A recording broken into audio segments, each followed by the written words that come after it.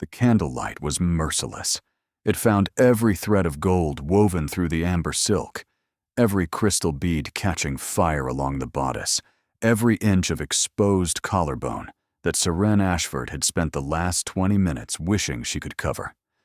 The gown was extraordinary. The gown was a disaster. The gown was absolutely catastrophically not hers. She pressed her back against a marble column and tried to disappear. It wasn't working. Across the Hatherley Ballroom, 300 of London's finest moved through the steps of a quadrille, their jewels glittering and their laughter rising like champagne bubbles toward the frescoed ceiling. Seren watched them with the desperate attention of a woman memorizing escape routes. The terrace doors were 30 feet to her left. The main entrance was blocked by a receiving line that had not thinned in an hour. The servants' corridor was somewhere behind the refreshment tables, but reaching it would require crossing the entire length of the room. In this dress, she would not make it 10 feet unnoticed. "You look like a fox who has wandered into a hunt," said a voice beside her. Seren inhaled sharply. She turned to find a young woman in pale rose silk, watching her with unconcealed curiosity. Dark hair, bright eyes, a smile that suggested she found Seren's discomfort genuinely entertaining. "I beg your pardon," Seren managed. "A fox," the woman repeated cheerfully. Beautiful, out of place, and acutely aware that everyone in the room would like to chase her down. "I'm Marin Vane, and you are quite clearly not Lady Pemberton's companion." The name landed like a stone in Serene's stomach. Lady Pemberton. The elderly widow who had hired her for this evening. The woman who had promised to meet her at the entrance, make proper introductions, ensure Seren was presented correctly to society. The crowd parted like water before a ship's prow, and Seren understood instantly why. The man crossing the ballroom moved with the unconscious authority of someone who had never been denied anything in his life. He was tall, dark-haired, dressed in evening black that made his shoulders look impossibly broad. His face might have been carved from the same marble as the columns. Handsome in the way of old paintings, severe in a way that suggested smiling was something other people did. His eyes found Serene's across 20 feet of polished floor. He did not look away. "Too late," Marin muttered. "Damnation." The Duke of Ashworth, because that was clearly who he was. That was the only explanation for the way servants scrambled from his path and matrons clutched their fans, stopped directly before them. His gaze moved over Seren slowly, deliberately, cataloging every detail of the amber gown with an intensity that made her skin prickle. "Who dressed you tonight?" he asked. It was not a compliment. His voice was low, precise, edged with something Seren could not identify. Suspicion, perhaps, or recognition, or both. "Your Grace." Marin stepped forward, positioning herself slightly between them. "This is Miss Seren Ashford. She's a friend from—" "I asked her a question, Marin." The words were quiet, but they silenced his sister instantly. Seren lifted her chin, refusing to cower beneath his assessment. She had spent her entire life being looked down upon by people who believed birth determined worth. She would not start flinching now. "A solicitor named Phineas Locke provided this dress," she said evenly. "I was told it was a gift from my employer, Lady Pemberton. I've since learned that Lady Pemberton is deceased, and Mr. Locke's intentions were apparently not what they seemed." Something flickered in the Duke's blue eyes. "You know Locke." "I met him once, briefly. He arranged my employment." "Employment." The word dripped with skepticism.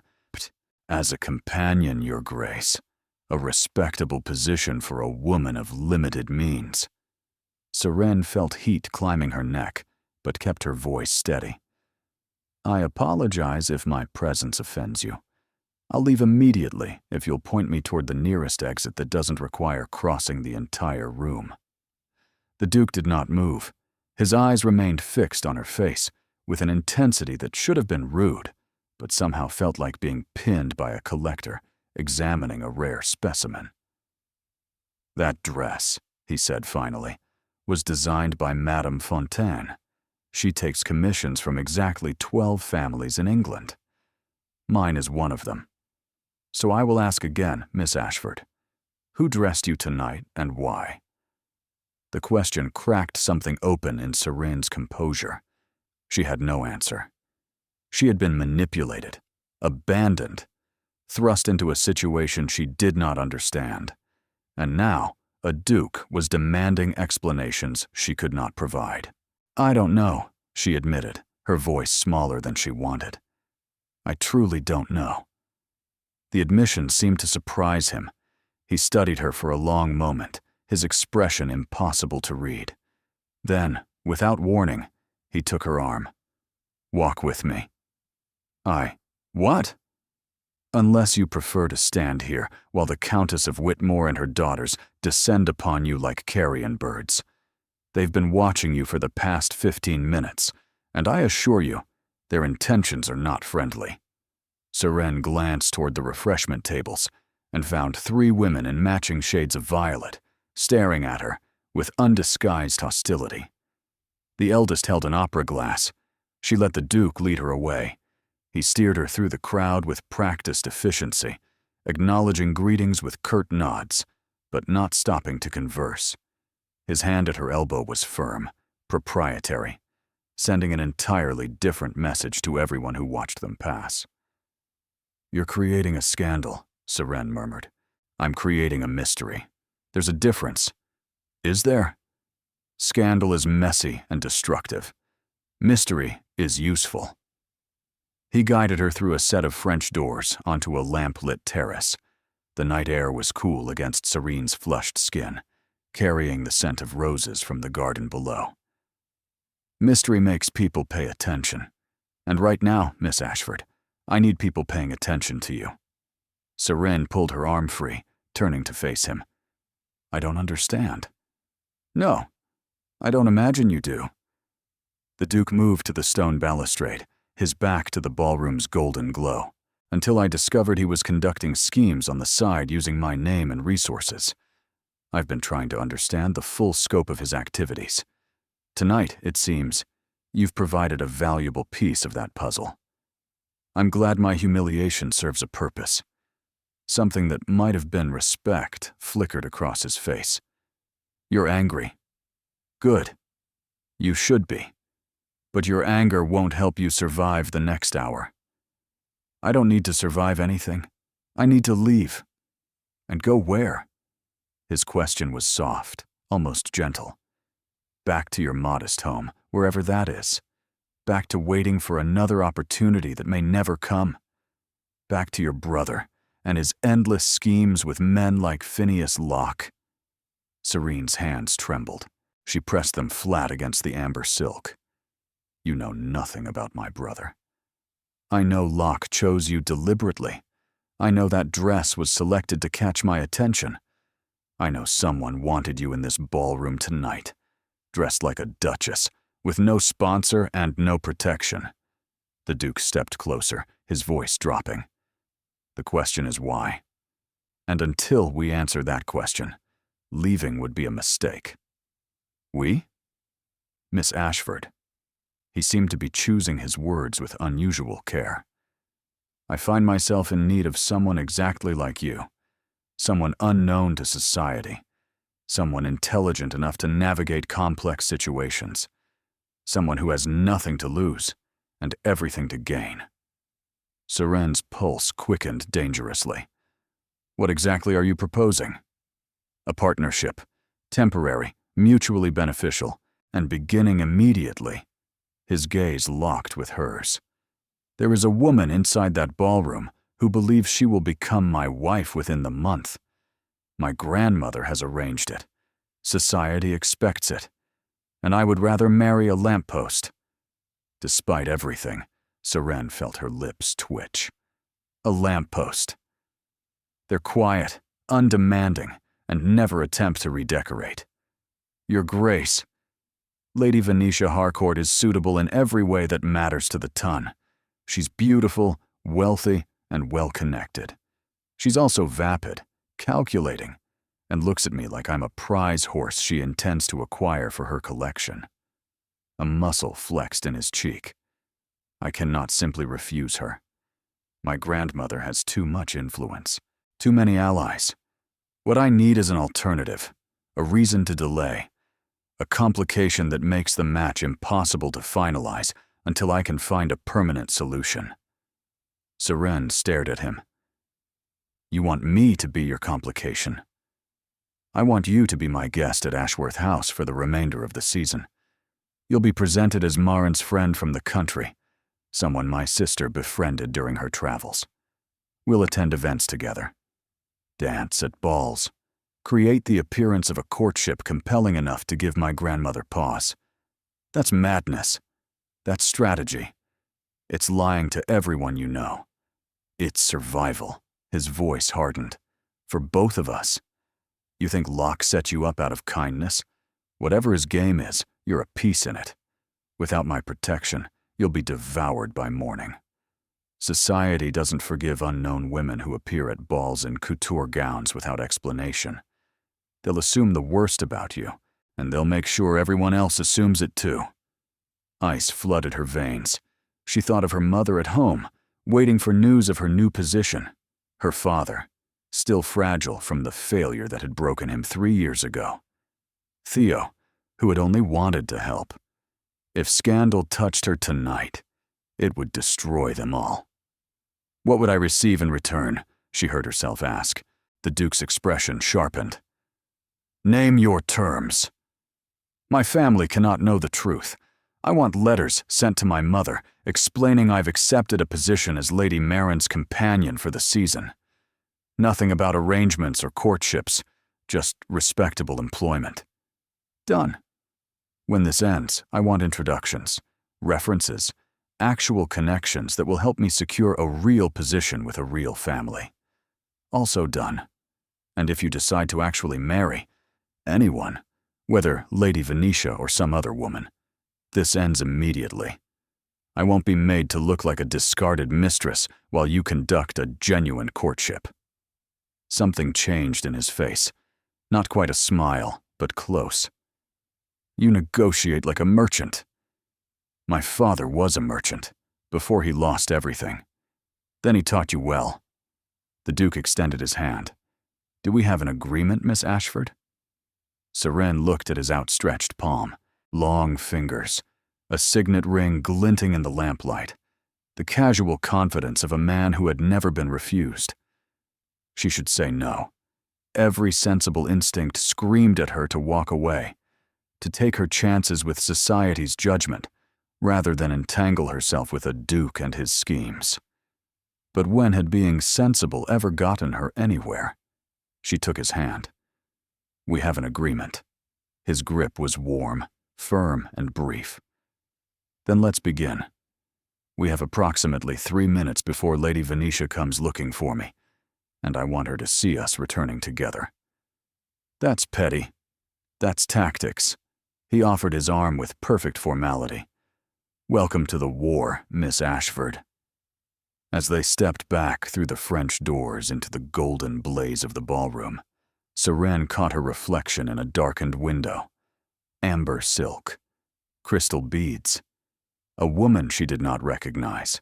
Marin intercepted them immediately, her face alight with curiosity. Well, what's happening? Why do you both look like you're plotting something? Because we are, the Duke said mildly. Miss Ashford will be joining us at Ashworth House. She's your new dearest friend from the country. Marin's eyebrows shot toward her hairline. Is she? Since when? Since approximately 4 minutes ago. I trust you can manage the details. Catus, the Countess of Whitmore is approaching. Smile, both of you. And then they were surrounded. The next 30 minutes passed in a blur of introductions, carefully worded lies, and pointed questions that Seren fielded with growing desperation. No, she had never been to London before. Yes, She had known Lady Maren for quite some time. Their correspondence had been extensive. The dress? A gift from her late aunt. How tragic, the circumstances. How fortunate this visit. Through it all, the Duke remained at her side, a silent sentinel whose presence somehow made every lie more believable. When Lady Venetia finally appeared, blonde, beautiful, dripping in sapphires, his hand moved to the small of Seren's back. "Your Grace." Lady Venetia's smile did not reach her eyes. "I didn't realize you'd brought a guest this evening." "Lady Maren's guest," the Duke corrected smoothly, "though I confess Miss Ashford has quite captured my attention." The words landed like a slap. Seren felt Lady Venetia's gaze turn glacial, felt the temperature drop despite the warmth of 300 bodies. "How delightful," Lady Venetia said. "I look forward to becoming better acquainted." She swept away before anyone could respond. That, Maren whispered, was a declaration of war. "Excellent." The Duke's voice was perfectly calm. "Then we've accomplished exactly what we needed to." The carriage ride to Ashworth House was silent save for the rattle of wheels on cobblestones. Seren sat across from the Vane siblings, trying to process the enormity of what she'd agreed to. Maren watched her with sympathetic curiosity. The Duke stared out the window, his expression giving nothing away. "You'll need everything," Maren said finally. "Dresses, gloves, accessories. We'll summon Madame Fontaine tomorrow." "I can't afford—" "You're not paying." The Duke spoke without turning from the window. "Consider it an investment in the credibility of our arrangement." "I don't want charity." "Then consider it a costume. You're playing a role, Miss Ashford. You need the wardrobe." Seren bit back her retort. He wasn't wrong, and arguing would only underscore how far out of her depth she truly was. Ashworth House rose from the darkness like something out of a fever dream. Pale stone, endless windows, columns that spoke of wealth so old it had forgotten how to be anything else. Servants appeared the moment the carriage stopped, opening doors, offering hands, moving with choreographed precision. "The Rose Guest Suite," the Duke told a severe-looking woman in black. "Miss Ashford will require a lady's maid as well." "Of course, Your Grace." Inside, the house was overwhelming. Marble floors, soaring ceilings, ancestral portraits watching from the walls with cold disapproval.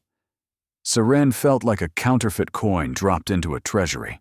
"Tomorrow," the Duke said as a maid appeared to lead her upstairs. "You'll meet my grandmother. She'll have heard about tonight by then. She'll want to assess you." "Assess me?" "She assesses everyone. It's how she maintains control." He paused, something flickering behind his careful mask. "Don't let her intimidate you, Miss Ashford. You've survived worse than one old woman's scrutiny." "You don't know what I've survived." "No." His eyes held hers for a moment that stretched too long. "But I intend to find out." The maid led her away before Seren could respond. The Rose Guest Suite was larger than her family's entire house. She stood in the center of the bedroom, turning slowly, taking in the four-poster bed with its silk hangings, the writing desk by the window, the fireplace already crackling with warmth. This was where she would live, while pretending to be courted by a duke. The absurdity of it hit her all at once.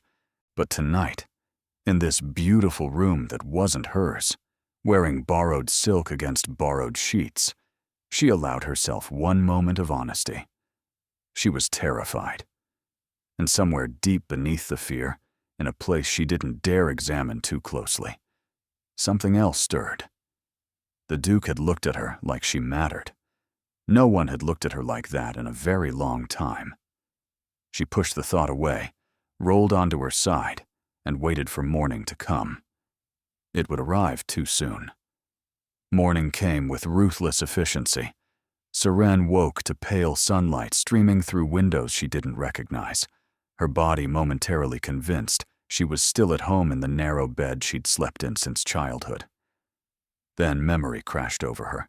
The ballroom, the dress, the Duke's cold blue eyes asking who dressed you tonight. And she sat up so quickly her head spun.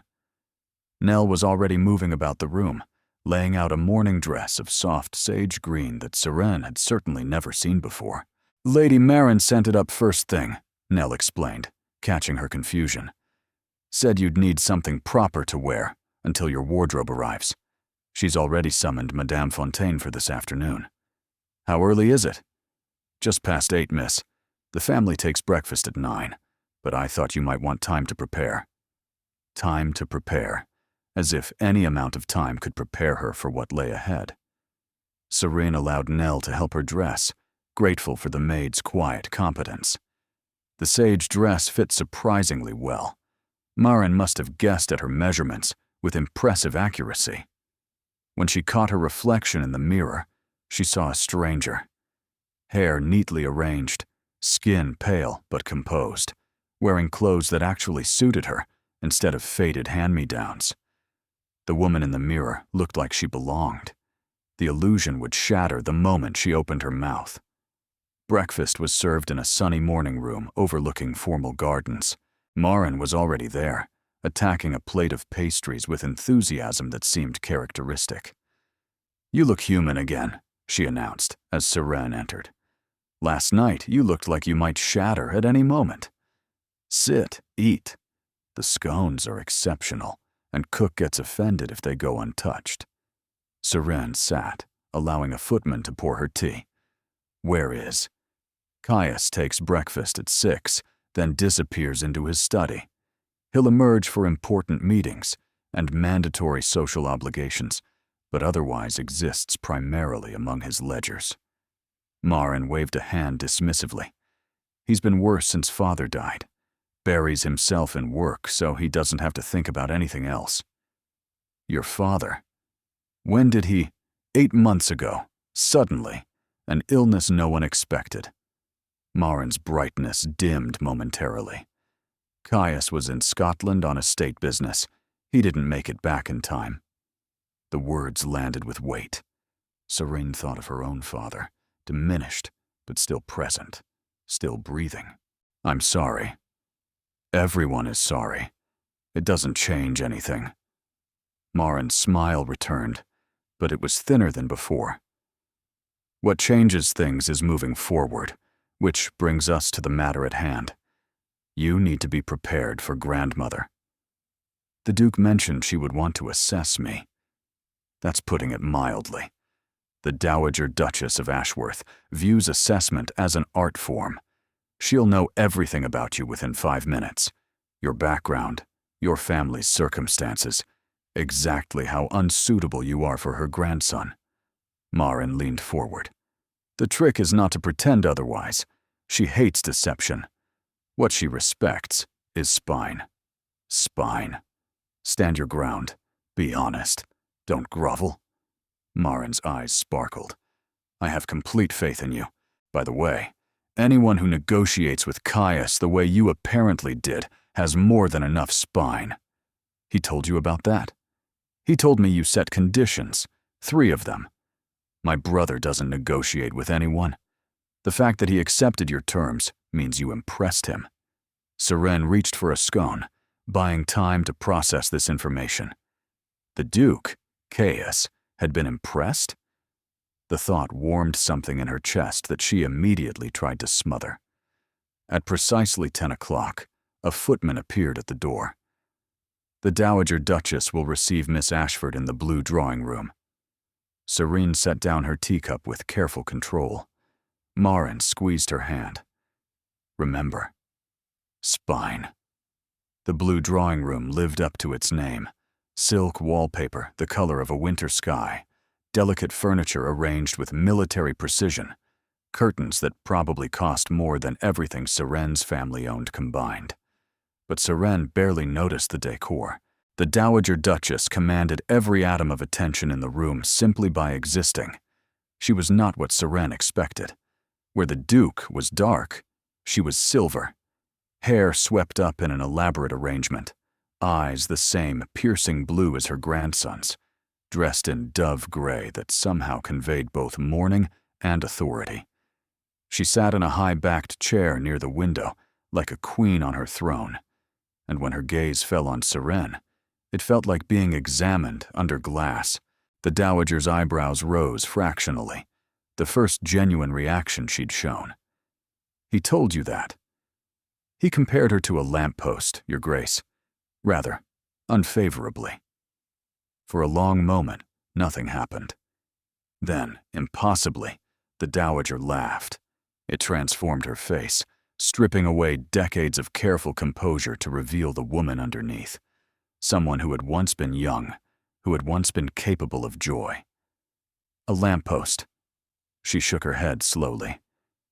"He has his father's gift for the precisely devastating phrase." Seren waited, uncertain whether she had passed some invisible test or failed it entirely. The dowager's laughter faded, replaced by something more complicated. "My son died 8 months ago. My grandson inherited a title he wasn't prepared for, responsibilities that keep him buried in that study of his, and a grief he refuses to acknowledge.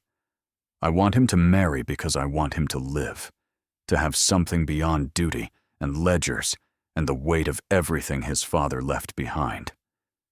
Lady Venetia won't give him that. No." The admission seemed to cost something. "She won't. But she was a sensible choice, and Caius has never shown interest in anyone sensible or otherwise. Until last night." The air left Seren's lungs. "Your Grace." He looked at you across that ballroom, like you were the first real thing he'd seen in months. My spies were quite detailed in their reports. The dowager leaned forward. "I don't know what your game is, Miss Ashford. Perhaps there isn't one. Perhaps you're exactly what you appear, an unfortunate young woman caught in someone else's schemes. But I am going to tell you this once, and you would do well to remember it." The temperature in the room seemed to drop. If you hurt him, if you manipulate his grief, exploit his vulnerability, or break whatever small piece of himself he's actually allowing you to see, I will destroy you. Not metaphorically, not socially. I will reach into whatever remains of your life and crush it completely. The words should have been theatrical. Instead, they were terrifying because they were clearly, absolutely true. "I understand," Seren said quietly. "But with respect, Your Grace, I have no intention of hurting anyone. I'm trying to survive. That's all I've ever done." The dowager studied her for a long moment. Then she rose, signaling the end of the interview. "We shall see what you're capable of, Miss Ashford. The Aldridge dinner is Thursday evening. You'll attend with the family." She moved toward the door, then paused. "That dress you wore last night. Where is it now?" "In my room, I believe. I haven't—" "Burn it." The dowager's voice was flat. "Whatever Phineas Locke intended by giving it to you, the dress served its purpose. Now it needs to disappear. If anyone asks, it was borrowed from an aunt and returned the following morning." "Yes, Your Grace." The dowager nodded once and swept from the room, leaving Seren alone with her racing thoughts and the unsettling realization that she'd just received both a warning and something very close to permission. She found Marin waiting in the hallway, practically vibrating with curiosity. "Well, what happened? You're still alive, which is promising." "She threatened to destroy me if I hurt your brother." "Oh, excellent. That means she likes you." "That's a peculiar definition of liking someone. Grandmother only threatens people she takes seriously." Marin linked arms with her, steering her toward the staircase. "Now come on. Madame Fontaine arrives at 2, and we need to discuss strategy before she gets here." They settled in Marin's sitting room, a bright, cluttered space overflowing with books, half-finished embroidery, and several suspicious-looking sketches that Seren deliberately avoided examining. "You need everything," Marin said, producing a list that appeared to have been created sometime before dawn. Morning dresses, walking dresses, afternoon gowns, riding habits. Do you ride? I haven't in years. We'll add lessons. Evening gowns, obviously. At least 4 ball gowns. Accessories, shoes, gloves. This is too much. This is the minimum. Marin's voice softened. I know it feels excessive, but appearing in society without proper wardrobe is like appearing on a battlefield without armor. They'll tear you apart. Your brother said something similar about society being cruel. Caius understands cruelty better than most. Marin's expression clouded. After Mother died, Grandmother tried to shape him into exactly what she wanted. The perfect heir, the perfect duke-in-waiting. Father intervened when he could, but Father was also grieving, and Caius learned early to lock everything away. He seems very controlled. Controlled is one word for it. Marin's eyes met hers. He hasn't let anyone close since Father died. Not me, not Grandmother, not his friends. He works endlessly, attends events with perfect courtesy, and never, ever shows what he's actually feeling. Why are you telling me this? Because last night, when he looked at you, something cracked. Marin's voice was quiet. I haven't seen my brother's mask slip in 8 months. And then you appeared in that ridiculous dress, looking terrified and defiant and completely out of place. And suddenly he was present. Actually there, for the first time since we buried Father. Serene didn't know what to say. The weight of Marin's words pressed against her chest. I'm not trying to make you feel responsible, Marin continued. Whatever happens between you and Caius, that's between you. But I wanted you to understand what you're dealing with. He's not cold because he doesn't care. He's cold because caring nearly destroyed him. A knock at the door interrupted them. A footman announced that Madame Fontaine had arrived early. Marin's serious expression transformed instantly into delight. Perfect timing. Let's go make you magnificent. 3 hours later, Serene stood on a small platform, while Madame Fontaine circled her like a shark scenting blood. The woman was terrifying, French, imperious, and possessed of opinions so strong they could probably be measured in force. She retreated to the library, a sanctuary she'd discovered during the afternoon's chaos, and sank into one of the leather chairs near the fire. The books surrounded her like old friends, their spines promising escape into worlds where she understood the rules. You survived. She startled at the Duke's voice. He stood in the doorway, still in his riding clothes, dust on his boots, his dark hair slightly disordered. He looked less polished than he had the night before, and somehow more human. I survived Madame Fontaine, if that's what you mean. I meant my grandmother. But Fontaine is also formidable. He entered the room, moving to the sideboard to pour himself a drink. Would you like something? Sherry? Wine? Tea, if there's any. Always. He rang for a servant, giving instructions quietly before settling into the chair across from her. Grandmother informed me that she threatened to destroy you. She mentioned something along those lines, and yet you're still here. Your sister tells me that threats of destruction are a sign of affection in your family. Something flickered across his face. Amusement, perhaps, or surprise. Marin has a unique perspective. She also told me that your mask slipped last night. Serene met his eyes, refusing to retreat from the subject. That you've been closed off since your father died, and something changed when you saw me at the ball. The Duke's expression shuddered instantly. Marin talks too much. She loves you. She's worried about you. She doesn't need to worry, doesn't she? Serene leaned forward slightly. Your Grace. Caius, we have an arrangement, a business transaction, as you called it. But if that arrangement is going to work, we need to be honest with each other. I told your grandmother the truth about my circumstances because she asked directly, and lying to her seemed pointless. I'm extending you the same courtesy. If there's something I need to know about you, about what you actually want from this, tell me now."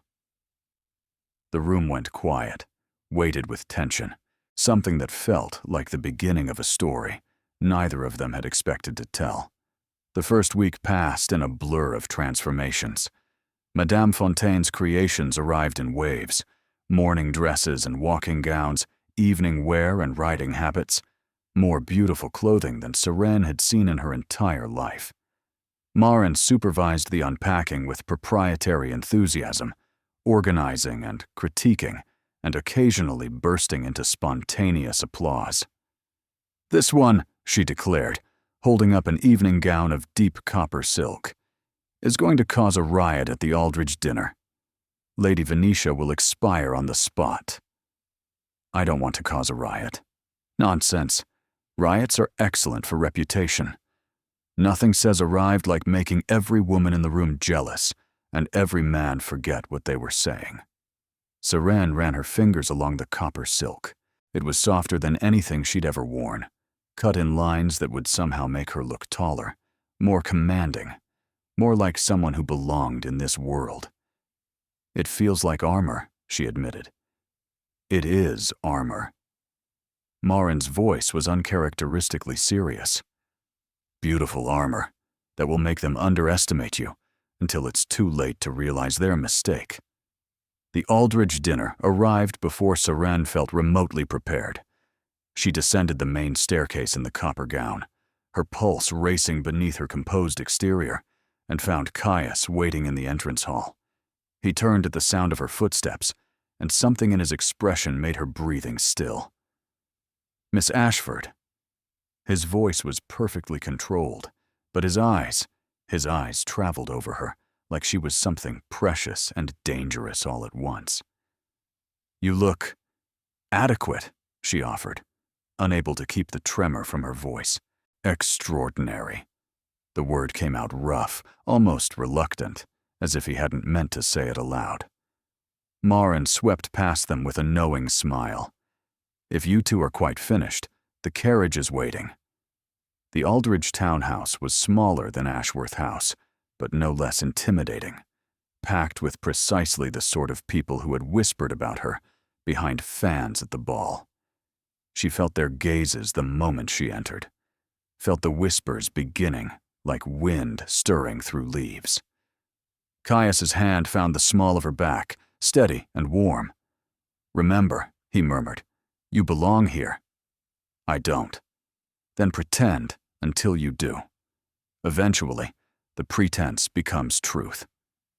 The dinner itself was an elaborate performance: 12 courses, intricate table placement, conversation that circled and struck like predators testing prey. Sirène found herself seated between an elderly viscount who talked only of his hunting dogs and a young lord whose attempts at flirtation were so clumsy she almost felt sorry for him. But her attention kept drifting to Caius, seated too far away for conversation, engaged in what appeared to be a tortuous exchange with Lady Venetia. The woman was beautiful. Sirène couldn't deny that. Golden hair, porcelain skin, sapphires that caught the candlelight like trapped stars. She leaned toward Caius with practiced intimacy, laughing at something he hadn't actually said, touching his arm in ways that made possessiveness clear to everyone watching. Sirène's fork tightened against her plate. "She's insufferable, isn't she?" The voice came from across the table, a young woman in sage green, with clever eyes and a conspiratorial smile. "Lady Venetia, I mean. Watching her hunt down Ashworth has been the entertainment of the season." "I don't know her well enough to judge." "You don't need to. She's performed this routine with 3 dukes and an earl over the past 4 years. Always positions herself as the obvious choice. Always makes sure the grandmothers adore her. Always claims the first waltz before anyone else can approach." The woman extended her hand across the table. "Temperance Birchwood. I make it my business to know things." Sirène accepted the handshake, intrigued despite herself. "Serene Ashford." "Oh, I know exactly who you are. The mysterious woman who appeared at the ball in the amber gown captured Ashworth's attention so thoroughly, he actually forgot to be cold, and somehow managed to survive a private audience with the Dowager Duchess. Temperance's smile widened. You're the most interesting thing to happen this season. That wasn't my intention. The best things never are. Temperance glanced toward Lady Venetia. A word of warning, if you'll accept it from a stranger. Venetia Harcourt doesn't lose gracefully. She's been planning to become Duchess of Ashworth since she was 16. Anyone who threatens that plan becomes her enemy. I'm not threatening anything. This is just a temporary arrangement. Temperance's eyes sparkled. Is that the story? How quaint. Tell me, Miss Ashford, do you actually believe that? Or is that simply what you tell yourself to sleep at night? Before Seren could respond, dinner concluded, and the party adjourned to the music room. Temperance disappeared into the crowd with a wink, leaving Seren to navigate alone. She found a quiet corner near a window, watching the room arrange itself into the familiar patterns of society. Clusters of conversation, alliances forming and dissolving. The endless dance of power and perception, which is entirely accurate. Never apologize for your circumstances, and never let them see that their opinions affect you. You make it sound easy. It gets easier. His hand brushed hers, so briefly she might have imagined it. You're stronger than you realize, Seren.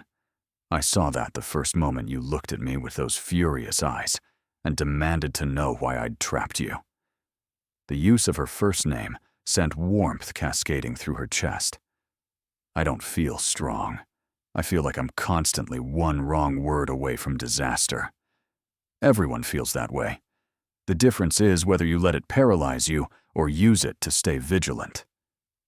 He leaned closer, his breath warm against her ear. Lady Venetia is approaching from the left, and she looks murderous. Time to perform.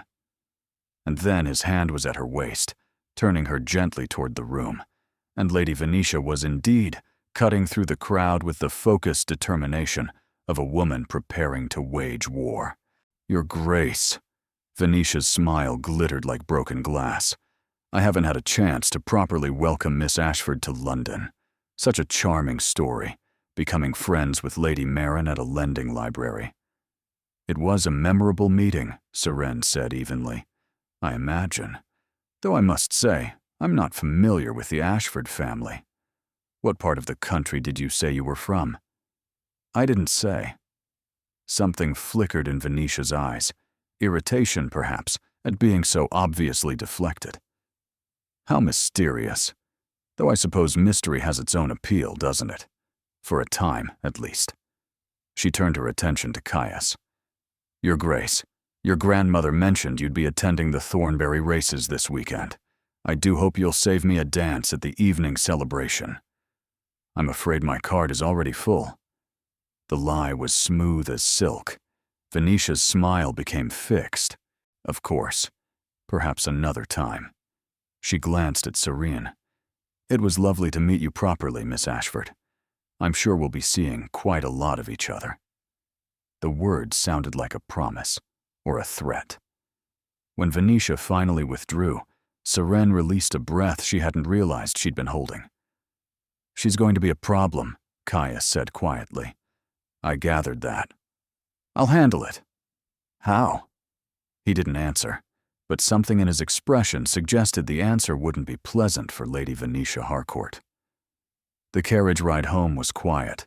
Marin had claimed exhaustion and fallen asleep against the window, leaving Seren and Caius in strangely intimate silence. You did well tonight, he said finally. I survived. That's different from doing well. In society, they're often the same thing. He paused. Temperance Birchwood sought you out at dinner. What did she want? To warn me about Lady Venetia, and to imply that our arrangement isn't as convincing as we believe. Shadows crossed his features. Temperance is observant. Too observant sometimes. What exactly did she say? that temporary arrangements have a way of becoming permanent, whether we intend them to or not. A hush settled between them, weighted with implications neither seemed willing to examine. The carriage drew up before Ashworth House, and servants materialized to assist them. Serene climbed the stairs to her rose guest suite, Nell trailing behind with gentle offers of tea and assistance. But when the door closed and the room fell silent, she found herself standing at the window, staring out at the darkened gardens. Temperance was right. This didn't feel temporary anymore. Somewhere in the past week, between dress fittings and dinner parties and conversations that cut too close to truth, something had transformed. She looked forward to seeing Caius at meals. She noticed when he entered a room, when he left it. She caught herself wondering what he was thinking, what he was feeling behind that careful mask. It was dangerous. It was foolish. It was exactly what she'd promised herself wouldn't happen. And yet, a knock at the door interrupted her thoughts. She opened it expecting Nell with forgotten tea. Instead, she found Caius. He stood in the hallway, still in his evening clothes, looking uncharacteristically uncertain. "I apologize for the late hour," he said. "I wanted to give you this." He held out a small box, wrapped in dark blue paper. Serene took it carefully, conscious of his eyes watching her every move. Inside, nestled in velvet, was a delicate pendant, a single amber stone, the exact color of the dress she'd worn to the Hatherley ball, set in gold. "It's not valuable," Caius said quickly, as if anticipating objection. "Amber and gold. Simple materials. But the color reminded me of how you looked that first night, when you walked into the ballroom and everything changed." Serene's throat tightened. "I can't accept this. It's not a proposal. It's not even a courtship gift." His voice was rough. "It's simply, I wanted you to have something that was yours. Something you didn't have to give back when this ends. Something you didn't have to give back." The word struck her with unexpected force. "Why?" she managed. "Because you matter." He stepped back, creating careful distance between them. "Because whatever happens after this arrangement concludes, I want you to know that you mattered. To Marin, to this house, to me." Before she could respond, he turned and walked away, leaving her standing in the doorway with an amber pendant and a heart that suddenly felt too large for her chest. She closed the door and sat on the edge of her bed, turning the pendant over in her hands. The amber caught the candlelight like captured fire, like the beginning of something, or the end. She couldn't tell which anymore. The days that followed established a rhythm Serene hadn't expected. Morning rides with Marin, who turned out to be an excellent instructor with infinite patience. Afternoon calls, where she practiced the art of saying nothing while appearing to say everything. Evening events, dinners, musicals, card parties, where she and Caius performed their roles with increasing convincingness. Society began to accept the story they'd constructed. Miss Serene Ashford, a friend of Lady Marin's from the country, respectable if unremarkable family, clearly charming enough to have captured the Duke's attention. The whispers continued, but they became less hostile, more curious. And through it all, she saw pieces of Caius she suspected he didn't show anyone else. She saw him in the library at midnight, surrounded by papers, his mask stripped away by exhaustion. She saw him laughing, actually laughing, at one of Marin's ridiculous observations during breakfast. She saw him pause in the garden, staring at a particular rosebush with grief so raw it made her chest ache. "That was Mother's favorite," Marin explained one morning, catching Saren watching him through the window. "She planted it herself the summer before I was born.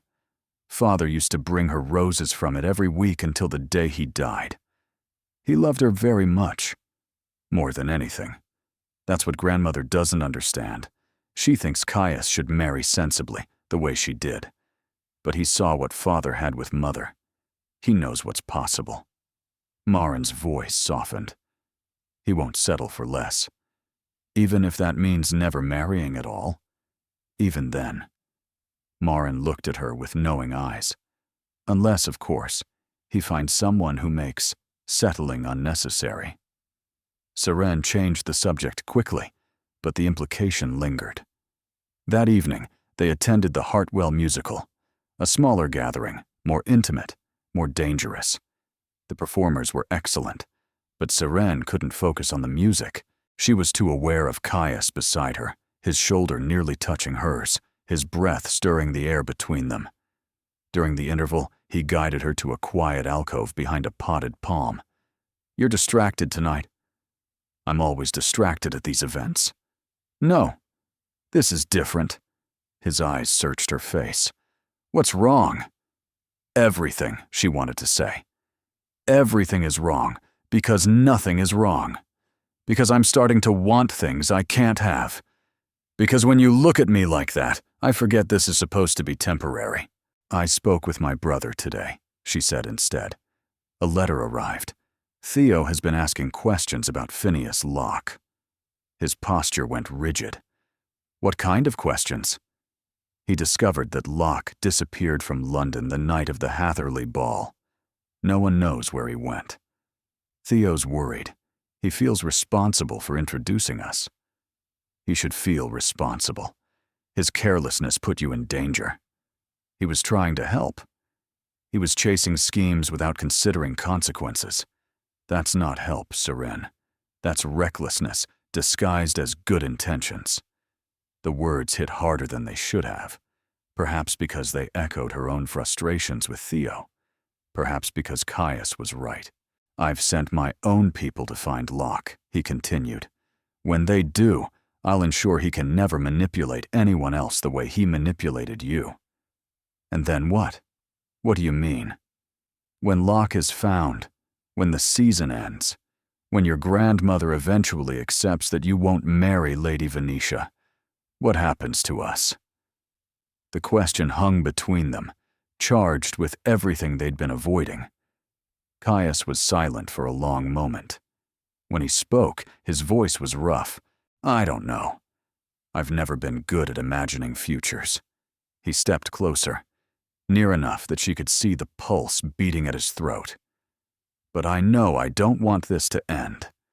I know that when I think about the season concluding and you returning to your family, something in my chest feels like breaking." She forgot how to breathe. "Caius, I'm not asking for answers. I know this isn't fair to you. Making declarations when our situations are so unequal, when you depend on my protection." His hands clenched at his sides, as if physically restraining himself. "But you asked what happens next, and I won't lie to you. What happens next is that I try to convince you this doesn't have to end. That we could be." Music swelled from the performance room, cutting him off. Someone called his name from across the corridor.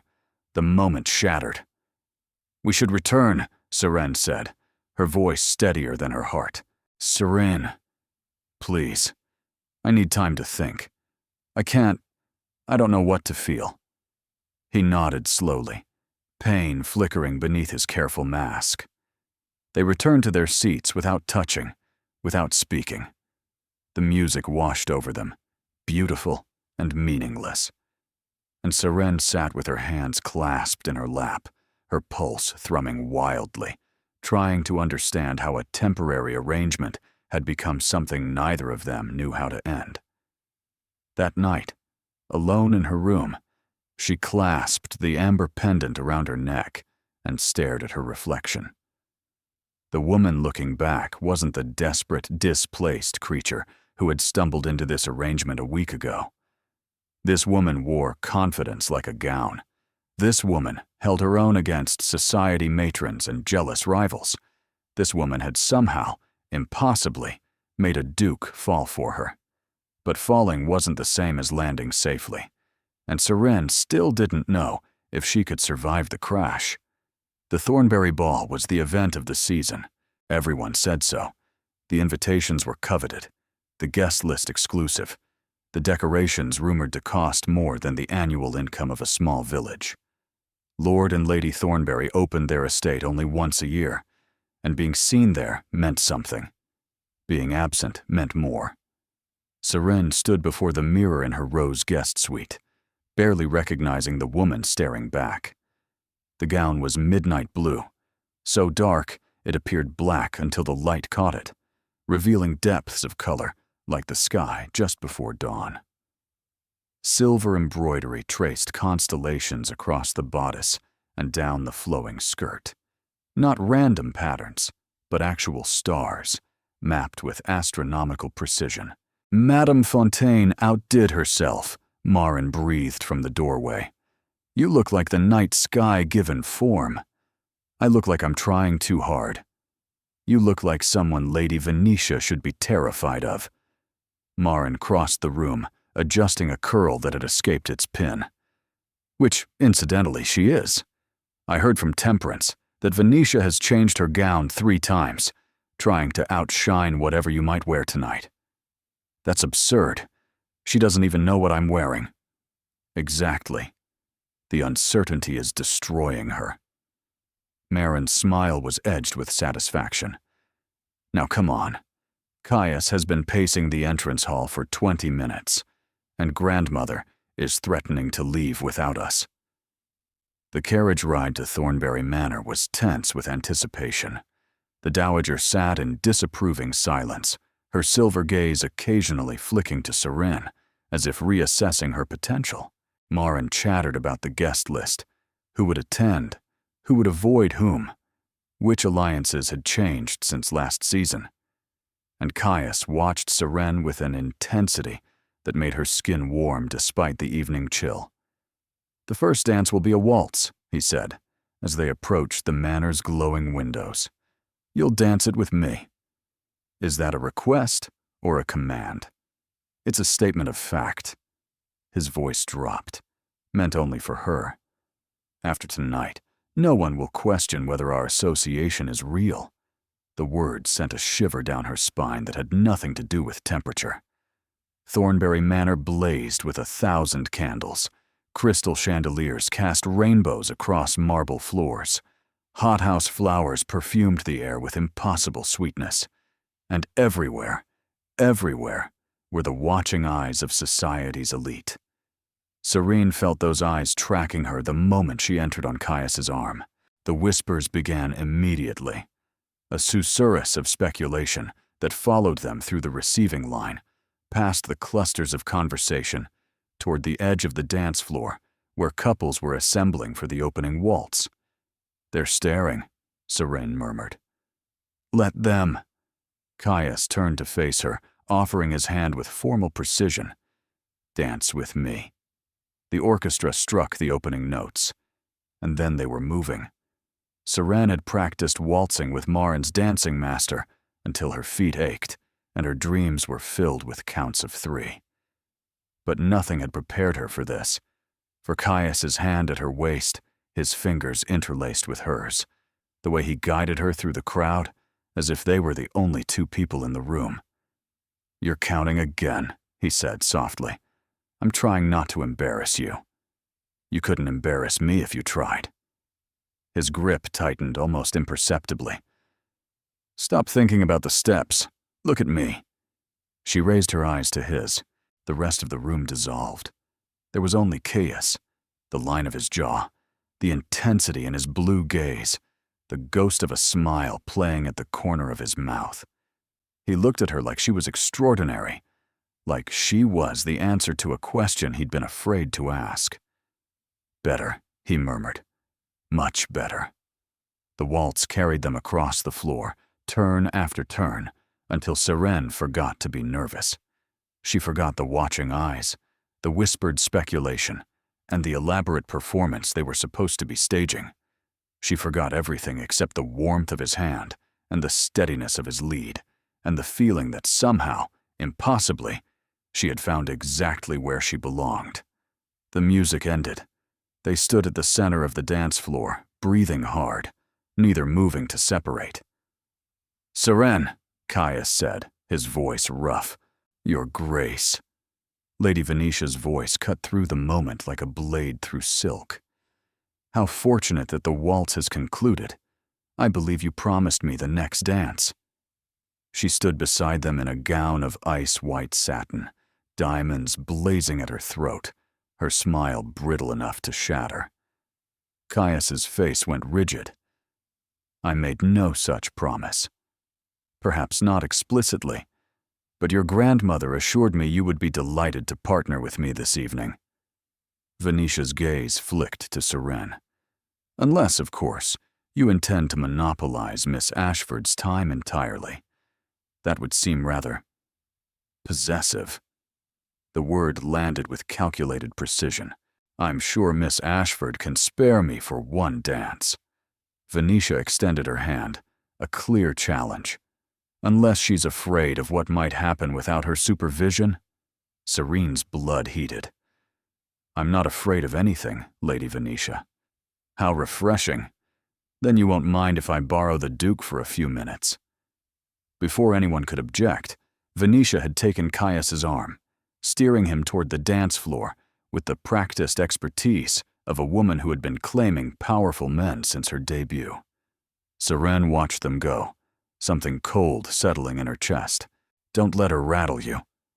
Temperance appeared at her elbow, 2 glasses of champagne in hand. "She's performing for an audience. He'll escape as quickly as he can." I wasn't rattled. "No? Then why do you look like you want to throw something?" Seren accepted the champagne, taking a long swallow that was probably inappropriate. "Because I'm tired of being treated like a placeholder, like I'm just keeping his seat warm until someone more suitable comes along." "And are you? A placeholder, I mean." The question struck deeper than it should have, because the honest answer, the one Seren barely admitted to herself, was that she didn't know anymore. What had started as an arrangement of convenience had become something else entirely. Something that made her pulse race when Caius entered a room. Something that made her dream of futures she had no right to imagine. "I don't know what I am," she said finally. "Then perhaps it's time to find out." Temperance nodded toward the terrace doors. "Fresh air helps with clarity, and it removes you from Venetia's sight, which is always a bonus." The terrace was quieter than the ballroom, though couples still strolled along the torchlit paths, and laughter drifted from shadowed alcoves. Seren found an empty bench near a stone fountain, and sat, the midnight gown pooling around her like spilled ink. The stars above were the same ones embroidered on her bodice. Madame Fontaine's astronomical precision suddenly made sense. "May I join you?" She turned to find a man she didn't recognize. Handsome, dark-haired, dressed in evening clothes that fit too perfectly to be anything but expensive. "I'm afraid I don't. We haven't met." He settled onto the bench beside her without waiting for permission. "But I feel as though I know you, Miss Ashford. Your brother has told me so much about you." Dread pooled in her stomach. "You know Theo?" "We're business associates." The man's smile didn't reach his eyes. "My name is Phineas Locke." She was on her feet instantly, her chest constricting with fear. "Stay away from me." "That would be difficult. We have so much to discuss." Locke remained seated, perfectly relaxed, as if her terror was of no consequence. "The dress you're wearing, for instance. Madame Fontaine's work is always exceptional, isn't it? I wonder if the Duke knows how much he's spending to costume his little distraction." "I'm not his distraction. Aren't you?" Locke's voice dripped with false sympathy. "Poor Miss Ashford. You've been playing pretend so long you've forgotten the truth. You're a pawn, my dear. A tool to keep Lady Venetia at bay while Ashworth avoids his responsibilities. When the season ends, you'll be discarded like the temporary amusement you are." "You don't know anything about us." "I know everything." He stood slowly, moving closer despite her retreat. "I know the Duke has been investigating me since the Hatherley ball. I know his people have been asking questions in places they shouldn't. And I know that if he continues to interfere with my business, there will be consequences. Is that a threat? It's a prediction. Locke's smile widened. Tell His Grace that I'll be watching. Tell him that the girl he's using as a shield has family, a brother who makes unwise deals, parents who can't afford scandal. It would be a shame if his little game brought ruin to people who've already suffered enough. Before Seren could respond, Locke melted back into the shadows, leaving her trembling on the terrace, with her pulse roaring in her ears. She found Caius in the card room, extracting himself from a conversation with Lord Harrington about horse breeding. One look at her face and his expression transformed from polite boredom to fierce concern. What happened? Not here. She gripped his arm, aware that they were being watched. Please, I need to tell you something. He led her through a series of corridors until they found an empty sitting room, its fireplace cold, its furniture draped in protective cloths. The moment the door closed, Seren's composure cracked. Phineas Locke is here. He found me on the terrace. He knows you've been investigating him, and he threatened my family. Caius went very still. Tell me exactly what he said. She repeated the conversation as precisely as she could, watching his countenance grow grave with each word. When she finished, he was silent for a long moment. I should have anticipated this, he said finally. Locke is more connected than I realized. More dangerous. What do? We leave. Tonight. I'll make excuses. An urgent matter at the estate. Anything plausible. He took her hands, his grip fierce. I won't let him hurt you, Seren.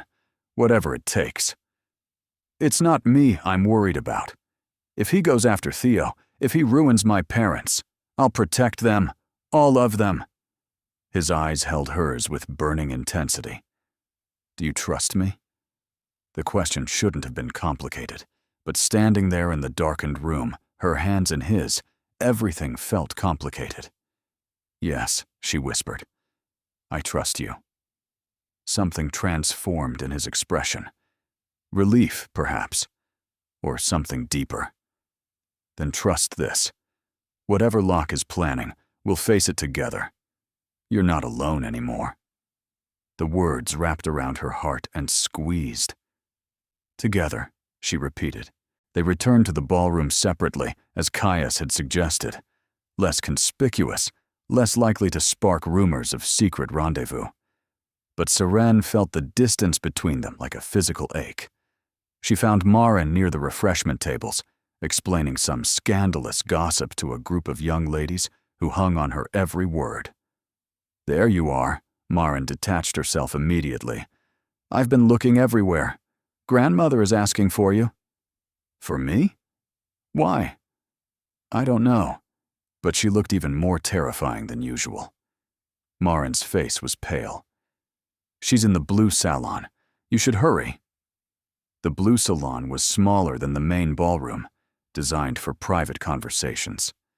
The Dowager Duchess sat alone near the window, her expression carved from marble. Close the door, Miss Ashford. Seren obeyed, her insides twisting. I've just had a very interesting conversation with Lady Harcourt, Venetia's mother. The Dowager's voice was flat, controlled. She informed me that her daughter observed you on the terrace this evening, engaged in what appeared to be an intimate conversation with a man who was not my grandson. That's not.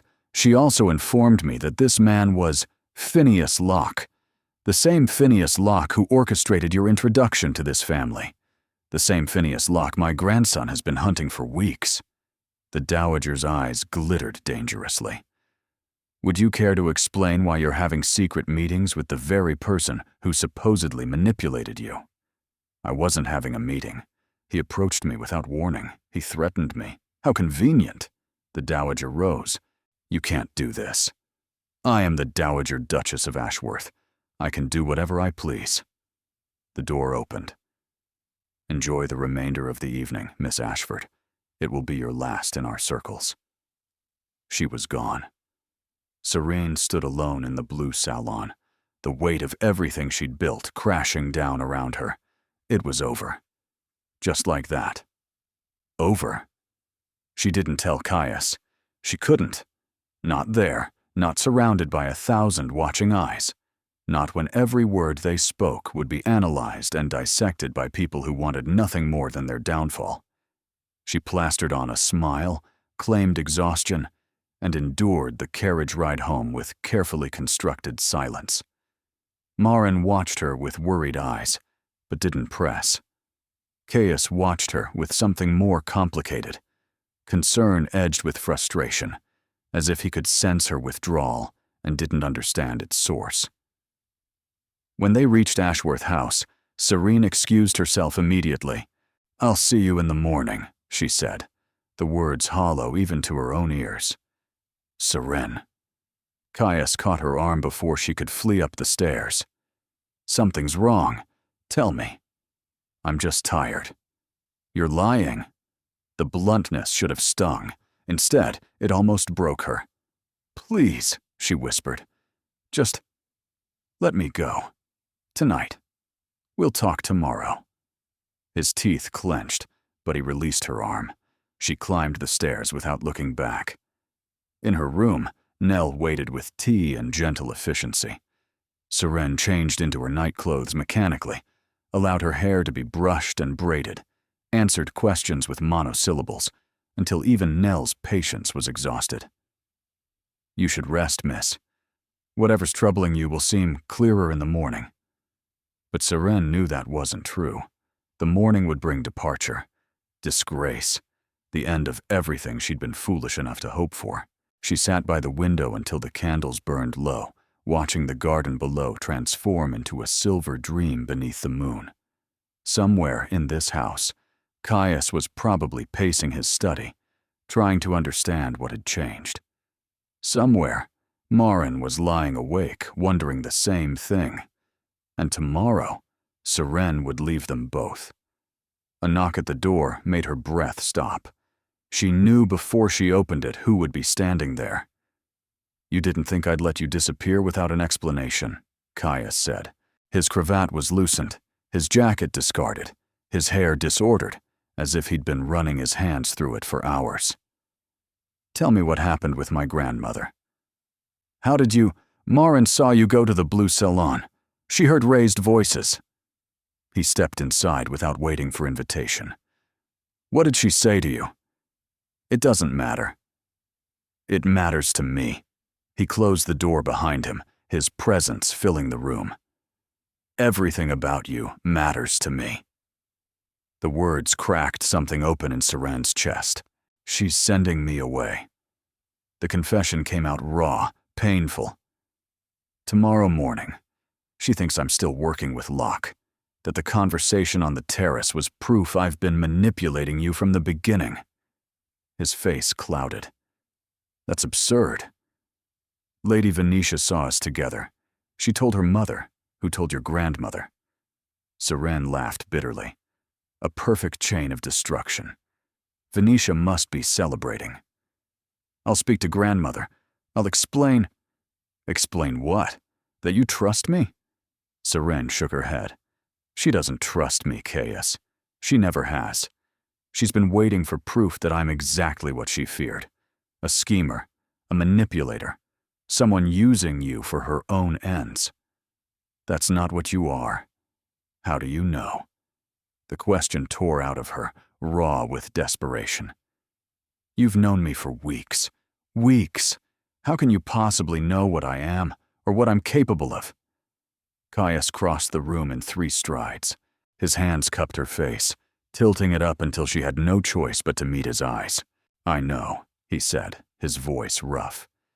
"Because I've been dead for 8 months, walking through rooms without seeing them, talking to people without hearing them, existing without actually living. And then you appeared in that ridiculous amber dress, terrified and furious, and so completely alive. And something in me woke up. Caius, I know because when you laugh, I want to be the one who caused it. I know Because when you're hurting, I feel it in my chest, like my own pain. I know, because the thought of you leaving, of never seeing you again, makes me want to tear this house down to its foundations. Tears spilled down her cheeks. That's not... We agreed this was temporary. I don't care what we agreed. His thumbs brushed the tears from her skin. I don't care about arrangements or propriety or what my grandmother thinks. I care about you. Only you. And I'm not letting her send you away. You can't stop her. Watch me. And then his mouth was on hers. The kiss was nothing like she'd imagined. Not gentle, not hesitant, not the careful exploration of two people testing boundaries. It was fire. It was desperation. It was every word they'd been afraid to say, every look they'd pretended not to notice, every moment they'd spent in the same room aching to close the distance between them. Seren's hands found his shoulders, his hair, pulling him closer when she should have been pushing him away. His arms wrapped around her waist, lifting her onto her toes, holding her against him like she might disappear if he let go. When they finally broke apart, both breathing hard, his forehead rested against hers. "Tell me to stop," he whispered. "Tell me this is wrong, and I'll walk away right now." "I can't, because it's not wrong, because I don't want you to stop." She pressed her palm to his chest, feeling his heart thunder beneath her touch. "I don't want any of this to stop, and that terrifies me." "Why?" "Because I know how it ends." Her voice cracked. "You're a duke. I'm nobody. Eventually, the season will end, or your grandmother will win, or society will become too much, and you'll realize that I'm not worth the fight. You're worth everything. You say that now. I'll say it tomorrow. I'll say it next month and next year, and for the rest of my life if you'll let me." He pulled back just enough to meet her eyes. "Seren, I'm not offering you an arrangement anymore. I'm not asking you to perform a role. I'm asking you to stay, really stay, as something more than a guest, as something more than a distraction." As what then? The question hung between them, weighted with implications that made her head spin. "As the woman I love," Caius said. The world stopped. "You can't," she started. "I can. I do." His gaze never wavered. "I love you, Seren Ashford. I love your courage and your temper, and the way you refuse to be intimidated by anyone, including me. I love that you negotiate like a merchant and think like a strategist and kiss like you're drowning and I'm air." A sound escaped her, half laugh, half sob. "This is madness." "Probably. But it's also the truest thing I've ever felt." He took her hands, pressing kisses to her knuckles. "I know I'm asking too much. I know the obstacles seem insurmountable. But I'm telling you that I will fight my grandmother, fight society, and fight anyone who tries to separate us. The only thing I can't fight is you. So tell me what you want." What did she want? For so long, Seren's wants had been simple: security, stability, survival. A position that would let her support her family, a life free from the constant fear of losing everything. But standing here in this beautiful room that wasn't hers, with this impossible man holding her hands like she was precious, she wanted more. She wanted mornings across the breakfast table. She wanted arguments in the library and laughter in the garden. She wanted to watch him emerge from his grief, slowly, beautifully, like a flower forcing its way through frozen ground. She wanted him. "I want to stay," she whispered. "I want to believe this is real. It's real." He kissed her again, softer this time, a promise. "I'll make you believe it." They stood there until the candles guttered, until the moon moved past the window, until Seren's racing thoughts finally slowed to something approaching peace. "Your grandmother," she said eventually. "She won't accept this. She'll have to. And Locke? He threatened my family. He's not going to stop just because Locke will be handled. Caius's expression hardened. I've been too passive, waiting for information, playing defensive. That changes now. By the end of the week, Phineas Locke will no longer be a threat to you or anyone else. How? Trust me. She did. God help her, she did. What happens tomorrow? She asked. When your grandmother expects me to leave? Tomorrow, we tell her together. We explain that the arrangement has changed, that this is no longer about convenience or strategy, that I've made my choice, and that choice is you. She'll be furious. She'll adapt. He tucked a strand of hair behind her ear, the gesture achingly tender. Grandmother respects strength. When she sees that we're united, that neither of us will back down, she'll find a way to accept it. She has no other option. Seren wasn't as certain. Miss Ashford. A footman appeared at her door. His Grace requests your presence in the morning room. The Dowager Duchess is also in attendance. The moment had arrived. She descended the stairs on legs that wanted to tremble and refused to let them. The morning room was bright with sunshine that felt like a mockery. Caius stood by the window, tension visible in every line of his body. The Dowager sat in her usual chair, her expression carved from marble. And Marin, wonderful, loyal Marin, hovered near the door, her face pale with anxiety. Close the door, Miss Ashford. The Dowager's voice was ice. We have matters to discuss. Grandmother, Caius started. I was speaking to Miss Ashford. The Dowager didn't take her eyes from Seren. I believe I made myself clear last evening. Your presence in this house is no longer welcome. Have you made arrangements for your departure? She's not leaving. Caius moved to stand beside Seren, his hand finding hers. I've made my decision. Your decision. The Dowager's laugh was like breaking glass. Your decision is to throw away your reputation, your family's legacy, everything your father worked for, all for a woman you've known less than a month? Yes. The single word fell like a stone into water. You've lost your mind, the Dowager said flatly. The grief has addled your judgment. This woman has clearly manipulated. This woman has done nothing but endure your scrutiny with grace, navigate impossible situations with courage, and tell me truths I needed to hear when everyone else was too afraid to speak. Caius's voice hardened. You don't know her, grandmother. You've never tried to know her. You've only tried to find reasons to dismiss her. I'm trying to protect you. From what? From happiness? From feeling something real for the first time since Father died. He released Seren's hand, only to step toward his grandmother, his posture confrontational. You say you want me to live again.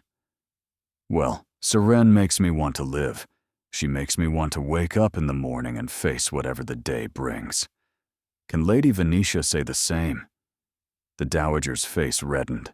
Lady Venetia is appropriate. Lady Venetia is a fortune hunter dressed in sapphires. She looks at me like I'm a title to be acquired, not a person to be loved. And you know it. You've always known it. But you were willing to sacrifice my happiness because she checked the right boxes.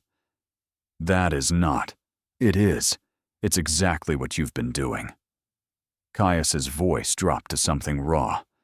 I understand duty, grandmother. I've lived my entire life for duty. But Father married for love, and he never regretted it. Not for one single day. That's what I want. That's what I deserve. And Seren is who I choose. No one spoke for an endless moment. The Dowager looked at Caius for a long moment, really looked at him, as if seeing something she'd missed before. Then her gaze moved to Seren. Do you love him? The question was blunt, demanding. Yes, Seren didn't hesitate. I love him. I didn't mean to. I tried not to. But yes, I love him. And you understand what you're asking for? The scrutiny you'll face, The enemies you'll make, the constant judgment of people who will never accept you. I understand. You're willing to fight for him? To stand beside him when society turns hostile and scandals threaten and everything seems impossible? I've been fighting my whole life, Seren said quietly. I know how to endure impossible things. The difference is that now, I'd be fighting for something worth winning. The Dowager was silent for an endless moment. Then she rose, her movements slow, her face difficult to read. Lady Venetia will be livid. Lady Venetia can be as livid as she pleases. Society will talk. They always do. This changes nothing about my concerns regarding Phineas Locke. He's still a threat, and Miss Ashford's connection to him is not what you assumed. Caius's voice firmed. Locke targeted her, used her. She's as much his victim as anyone, and I will deal with Locke. Permanently. The Dowager's eyes narrowed. How? I have resources you don't know about, grandmother. Trust that I know what I'm doing. Something flickered across the Dowager's face. Surprise, perhaps, or reassessment. Whatever she saw in her grandson's expression made her pause. Very well, she said finally. I will not support this publicly. Not yet. But I will not oppose it either.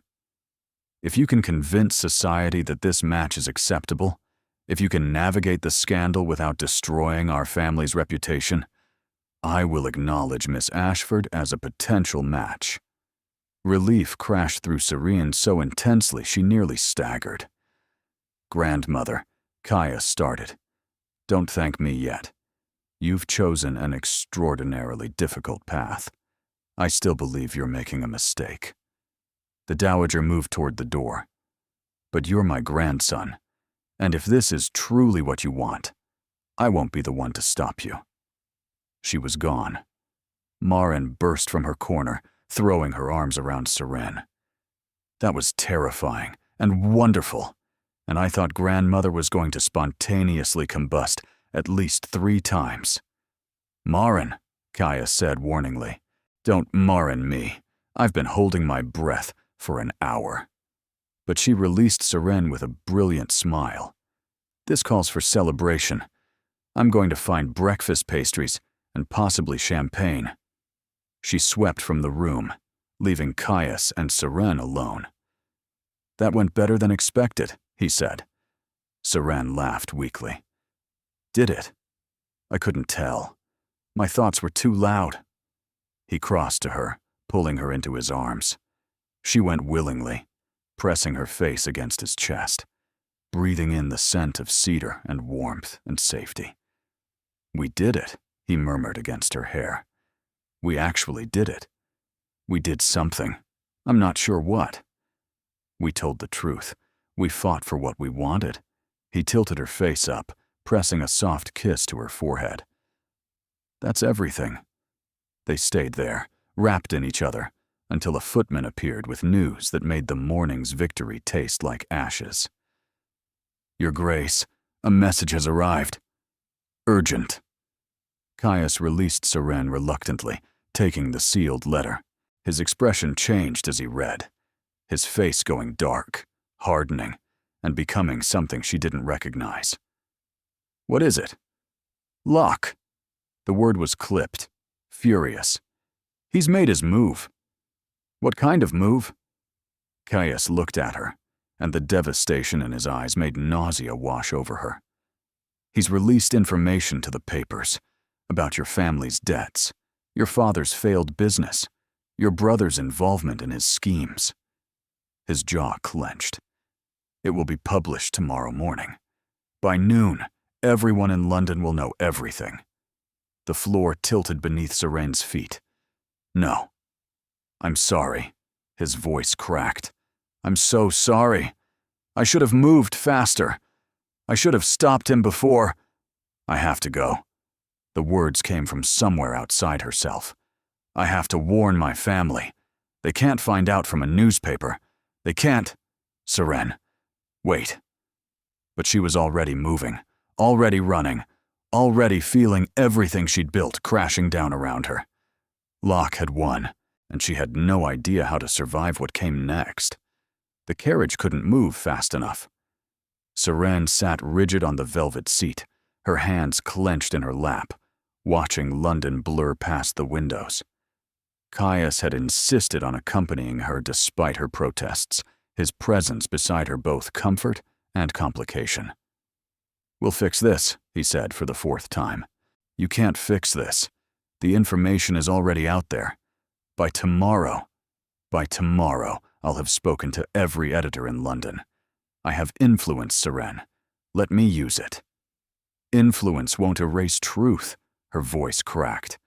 "Everything Locke is publishing is true. My father did fail. We are in debt. Theo did make deals with criminals. Those aren't lies that can be denied." His jaw tightened. "Then we'll control the narrative, frame it differently. Your father was a victim of dishonest partners. Your family has faced hardship with dignity. I was a fraud pretending to be something I'm not." Seren turned to face him. "That's what they'll say. That I manipulated my way into your household, deceived society, trapped a duke with feminine wiles. Your grandmother's worst fears confirmed in black and white." "My grandmother no longer believes those fears." "She'll have to. Everyone will." Tears burned behind her eyes, but she refused to let them fall. "This was always going to end. Caius. I just didn't expect it to end quite so publicly." He reached for her hand. She let him take it, drawing what comfort she could from the warmth of his grip. "Listen to me," he said, his voice low and fierce. "I don't care what the papers print. I don't care what society whispers. I told you last night that I love you, and I meant it. That doesn't change because of scandal." "It should." "It doesn't." He lifted her hand to his lips, pressing a kiss to her knuckles. "We'll face this together. That's what I promised, and that's what I'll do." The carriage stopped before a modest townhouse in an unfashionable part of the city. Seren's childhood home, smaller and shabbier than she remembered, with paint peeling from the shutters and the front garden overgrown with neglect. Her mother opened the door before Seren could knock. "Sweetheart." The word broke something in Seren's chest. "I received your letter this morning. I've been watching the window for hours." "Mama." She fell into her mother's arms, the familiar scent of lavender and laundry soap overwhelming her composure completely. "I'm so sorry. I'm so terribly sorry. Hush now. Come inside. We'll sort everything out." The interior was exactly as Seren remembered.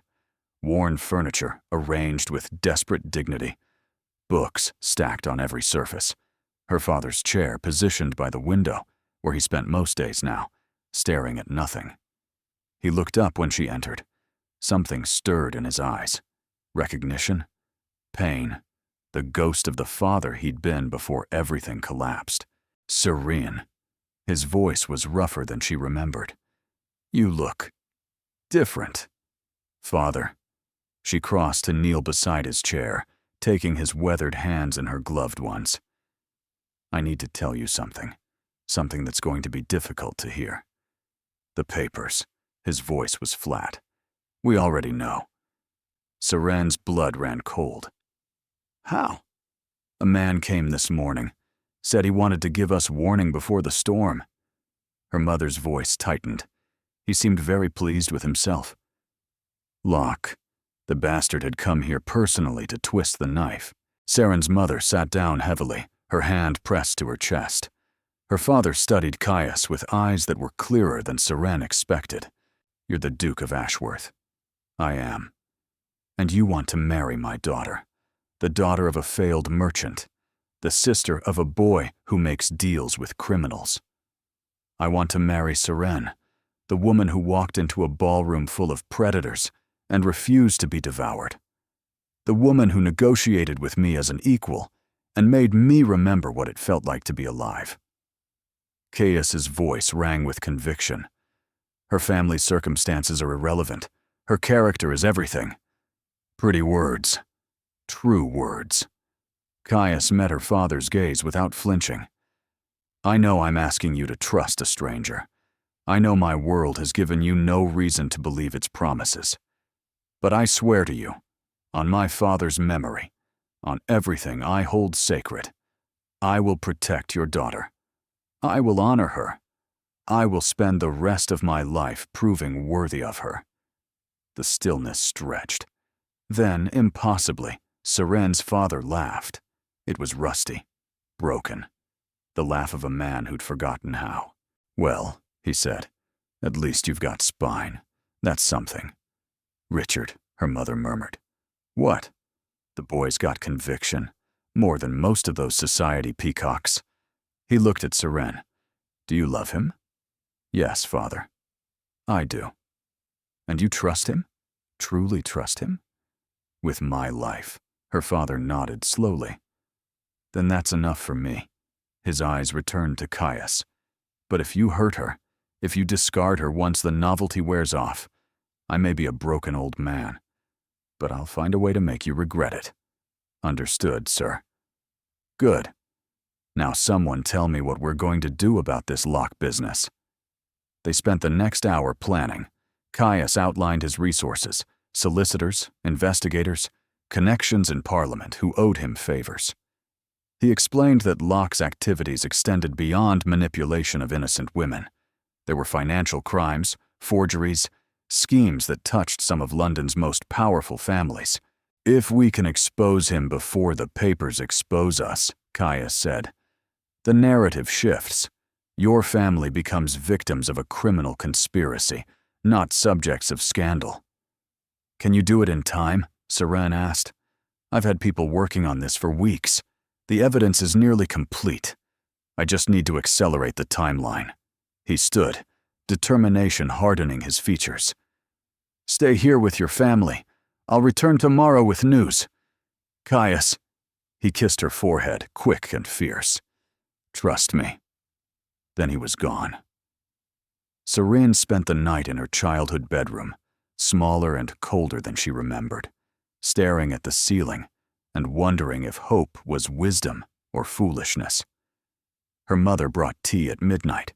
You really love him, she said, settling on the edge of the narrow bed. It's written all over your face. Is that so obvious?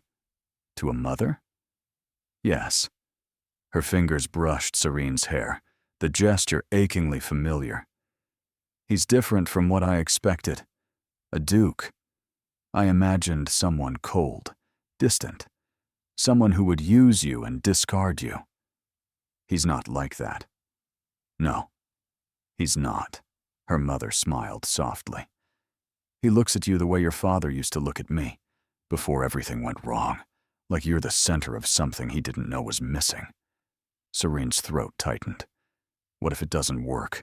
What if Locke wins and everything falls apart? Then we'll survive, the way we've always survived. Her mother's hand found hers. But I don't think that's going to happen. I think your duke is going to move heaven and earth for you, and I think you're going to let him. Is that wrong? Letting someone fight for me? That's not weakness. And at the bottom of the article, a single line that made Seren's knees buckle. Evidence provided by the office of His Grace, the Duke of Ashworth, whose own household was targeted by Mr. Locke's schemes. He'd done it. Caius had actually done it. A carriage arrived 20 minutes later. Not his usual vehicle, but something grander. The formal coach bearing the Ashworth crest, driven by liveried servants in full regalia. The door opened, and Caius stepped out. He looked exhausted, triumphant, utterly beautiful. It's over, he said. Locke is in custody. His confederates are being rounded up as we speak. The papers are printing retractions and corrections. Your family's reputation is not only intact, you're being celebrated as victims who helped bring a criminal to justice. Seren threw herself into his arms. He caught her, lifting her off her feet, burying his face in her hair. The Ashworth Ball was the event of the decade. Everyone said so. The invitations more coveted than royal summons. The preparations consuming the household for weeks. the guest list, including every family of consequence in London. The Dowager Duchess had personally overseen every detail, and while she claimed it was simply her duty as hostess, Seren suspected something more. She was making a statement. The Rose Guest Suite had become Seren's domain months ago, but tonight she barely recognized it. Madame Fontaine had outdone herself. The wedding gown hung in the corner, waiting for tomorrow's ceremony, while tonight's ball gown lay spread across the bed like a promise. It was amber silk, the same deep honeyed gold as the dress she'd worn the night everything changed. But this gown was different. This one had been made specifically for her, every stitch placed with intention. The bodice was embroidered with tiny stars, the same constellation pattern as the midnight blue gown from the Thornbury Ball. The same astronomical precision. A love letter in thread and silk. "You're going to devastate him," Marin said from the doorway. "In the best possible way. That's the goal. I still can't believe this is actually happening. My brother, getting married, to someone I actually like." Marin crossed the room to embrace her. "You've changed him, you know. He laughs now. He comes to breakfast.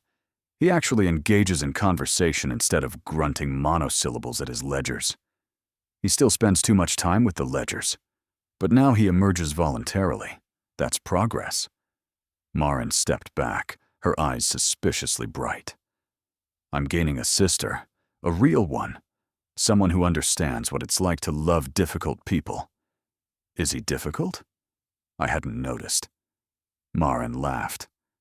"Liar." Nell appeared to help with final preparations, and Marin disappeared to make her own entrance. By the time Seren was ready, hair arranged, jewelry clasped, the amber pendant Caius had given her resting against her collarbone. The ball had been underway for an hour. She descended the main staircase alone. The ballroom fell silent.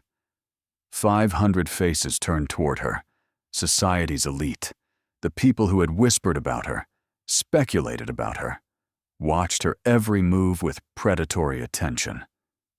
Tonight, they watched with something different. Admiration, respect, perhaps even envy. At the foot of the stairs, Caius waited. He looked at her the way he had that first night, when she'd entered the Hatherley ballroom in borrowed finery, and he'd asked the question that changed everything. "Who dressed you tonight?" he murmured as she reached him. The callback made her smile. "Madame Fontaine. At your request." Amber again. I thought it was fitting, a reminder of where we began. "I remember." He took her hand, pressing a kiss to her gloved fingers. "I remember thinking you were the most terrified, furious, magnificent creature I'd ever seen. I remember wondering who you were, and how you'd appeared in my box, like something conjured from a dream. I was terrified. And now?" Seren looked around the ballroom, at the glittering chandeliers, the swirling dancers, and the world that had once seemed so impossibly beyond her reach. "Now I'm home." The words settled between them, simple and profound. The Dowager Duchess appeared at their side, her expression severe as always, but something softer lurking beneath. "The guests are waiting for the first dance," she said. "Try not to scandalize them too thoroughly." "We make no promises, grandmother." But as she turned away, Seren caught the ghost of a smile. The orchestra struck up a waltz. Caius led her to the center of the floor, and for a moment, the rest of the world disappeared. There was only the music, and his arms around her, and the certainty that she was exactly where she belonged. "I have a wedding present for you," he said as they turned. "We're not married yet." "Consider it an engagement present, then." His eyes sparkled. "I've settled all your family's debts. Your father's creditors have been paid. Your brother has been offered a legitimate position managing one of my subsidiary enterprises, one with no opportunity for schemes." Seren missed a step. "Caius. And I've purchased the house where you grew up. Your parents can stay there for the rest of their lives, properly maintained, without any fear of displacement. Tears blurred her vision. That's too much. It's not nearly enough. He pulled her closer. Propriety be damned. You gave me everything, Seren. You gave me reasons to wake up, to feel, to live. A house and some paid debts are nothing compared to what you've given me. I gave you arguments and complications. You gave me yourself. His voice dropped to a whisper. That's worth more than all of it. The waltz ended. They stood in the center of the floor, surrounded by applause they barely heard. Tomorrow, they would marry in the chapel at Ashworth House, with family and close friends, and the Dowager Duchess presiding like a benevolent general. Tomorrow, Seren Ashford would become the Duchess of Ashworth, a title she'd never imagined, a life she'd never dared to dream. But tonight, there was dancing, and champagne, and the man she loved looking at her like she was the answer to every question he'd ever been afraid to ask. 6 months later, winter had settled over Ashworth House like a soft blanket, frost painting the windows, fires crackling in every hearth. Seren sat in the library, her library now, as much as it had ever been anyone's, reading a letter from her mother. Dearest Seren, your father smiled today. A real smile, not the ghost we've grown accustomed to. He was reading in the garden. Yes, he goes to the garden now. And something in his book amused him. I watched from the window and cried for 10 minutes straight. This is your doing. All of it. All. The house, the security, the peace. You gave us our lives back. I hope you know how proud I am. Not because you married a duke, though that doesn't hurt, but because you became someone who fights for what she loves and never, ever gives up. Your father sends his regards. He's still terrible at writing letters, but he talks about you constantly. My daughter, the Duchess, he says, as if he still can't quite believe it. Come visit soon. Bring that husband of yours. I want to fatten him up. He's far too serious for someone so young. All my love. Mother Seren folded the letter, pressing it to her chest. Good news. Caius appeared in the doorway, looking rumpled and content, the way he always looked after emerging from his study these days. My father smiled. That is good news. He crossed to her, dropping a kiss on her forehead before settling into the chair beside her. I have some news as well. Oh? Phineas Locke was sentenced this morning. 15 years transportation. He'll be sailing for Australia within the month. Something that had been coiled tight in Seren's chest, finally released. It's really over. It's really over. Caius took her hand. He can't hurt you anymore. He can't hurt anyone. They sat in comfortable silence, watching the fire dance. I've been thinking, Caius said eventually. Society would whisper, and obstacles would arise, and some days would be harder than others. But they would face them together, because that was what love meant. Not perfection, not endless ease. Just two people choosing each other, over and over again, until choice became certainty, and certainty became home. Thank you for being here. You are the reason these stories exist. Because you believe in love that chooses courage over convenience, in characters who fight for happiness despite the odds, in endings that feel earned and true. Your presence makes this space warm and welcoming, and I'm grateful for every moment you spend with these characters. Do you have a favorite line or scene? Your engagement helps me understand what moves you, what keeps you listening, and what kinds of stories to create next. Consider subscribing if you'd like more romances with emotional depth and genuine character growth. Thank you for being here. You make this community what it is.